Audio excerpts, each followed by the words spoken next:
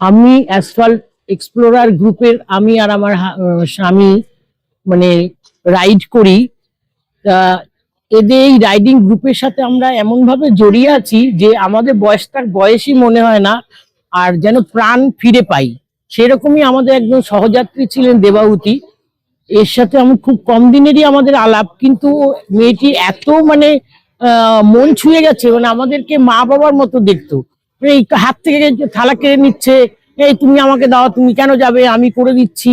মানে এই ধরনের অল্প সময়ের মধ্যে এত মন ছুঁয়ে গেছিল যে আজকে ওর এই স্মরণ সভায় এসে মানে মনটা ভারাক্রান্ত হয়ে যাচ্ছে। ওর মানে শান্তি কামনা করি, ও যেখানেই থাক ভালো থাক। নমস্কার। আজকে উপস্থিত হয়েছি আমরা আমাদেরই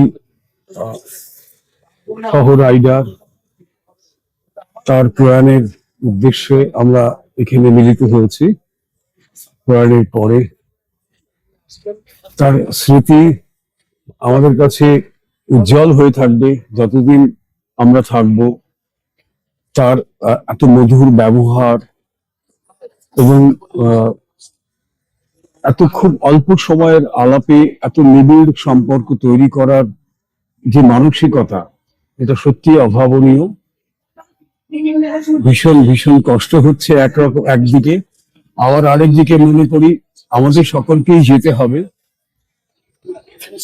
শোক ভোলার কথা বলেন লোকে, আমার কোনো শোক নেই।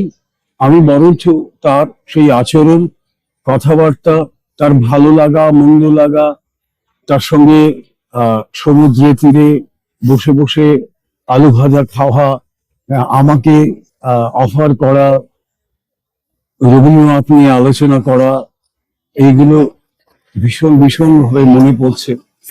তার ভালো লাগা মন্দ লাগা আমার সঙ্গে শেয়ার করেছে।